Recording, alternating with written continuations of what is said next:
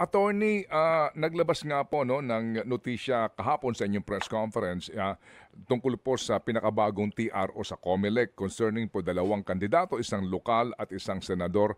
Ma'am, kung mamarapatin po ninyo, meron pa po bang ilang pang mga pending ngayon sa Supreme Court na subject for resolution? Opo.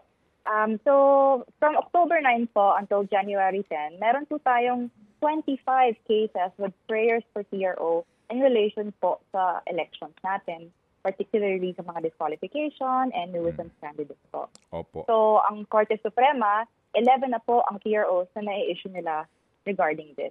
Opo. So 11. So meron pa pong pending, ma'am. Minus 11 po yung 25 na ito. Ganun po yun? Opo, sir. Opo. So, attorney, ma'am, sorry po, no? Kasi hindi ho naman natin di maitatanggi na alam po siguro din ninyo yung po nangyari na kumbaga po, pagsayang noong 6 na milyon na balota because of this TRO na una pa. And then ngayon po daw, hindi naman po umaalma actually ang COMELEC, ano? At ginagalang po nilang kataas-taasang hukuman. Pero ngayon, meron po na naman pong delay din po sa printing nitong mga balota at meron din po mga naapektuhan na kandidato na nagpagawa na ng campaign material. So bottom line, ma'am, ang sinasabi po ng iba, wala ho bang takdang panahon ang Supreme Court para maglabas na po nitong mga resolusyon na ito ng maging final na baga ang pagprinta po ng balota at yung pong number ng mga kandidato sa pagkasenador? Actually, Ted, ang nangyari kasi, yung mga petitions na sinafile ng mga candidates, we only received them end of December or early January.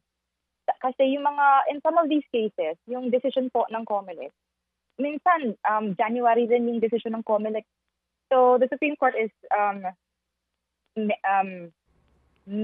trying its best to resolve these cases as quickly as it can. Pero, yeah, for now, we've issued 11 TROs. And yun nga lang po, wala naman silang timeline, but the Supreme Court is aware na the COMELEC has a timeline for printing of the ballot. Opo. So, siguro maganda rin, ma'am, na malaman natin, in fairness po naman sa ating mga magistrates na kung kailan lamang din tinanggap ng Supreme Court itong mga petition na ito para maunawaan din ng taong bayan na sandali lang, ngayon lang namin natanggap ito actually. Diba? Para ho magkaalaman po tayo kasi nga siguro ngayon kung meron kayo nababasa rin po na ilang po mga editorial sinasabi nga na kung maaari mag-usap-usap kayo mga ahensya para po naman maiwasan po natin yung pag-aaksaya sa pera ng bayan sa usapin po ng printing po of ballots, attorney. Oo nga po, sir. Actually, the Supreme Court received a letter from COMELEC, I think it was January 3, informing us that they will start printing ballots January 6. So we received the January 3, Friday po yun ng hapon. So parang yung notice sa amin, medyo short notice rin po.